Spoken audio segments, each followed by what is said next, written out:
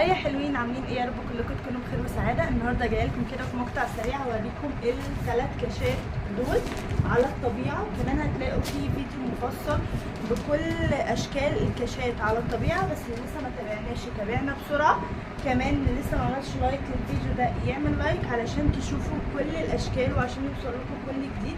بصوا شكله خطير بجد، بيبقى خطير كمان في اللبس. هو حماله كده بيبقى فوق الركبه. الكميشه بتاعته خطيره، ادي كده شكله في الصوره زي شكله على الطبيعه. ده اللون اللي جبتي منه. طبعا في الوان كتير جدا منه، تقدروا تعرفوا كل التفاصيل على الخاص.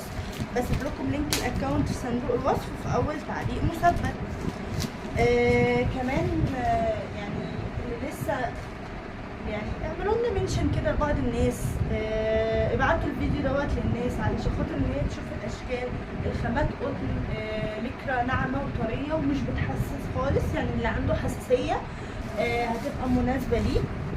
وكمان الثمن على قد الايد، عندنا شحن لكل المحافظات وكمان القاهره والجيزه ومدن جديده. بيبقى فيه ديبوزيت من ثمن الاوردر علشان تبقوا برضو عارفين كل التفاصيل. دي الاشكال الحماله واشكالهم خطيره. اللي فات دوت ما كانش حماله بس، لا ده كان شولدر كده بنص كم وشكله خطير. واستنوا كمان الفيديو المفصل معانا.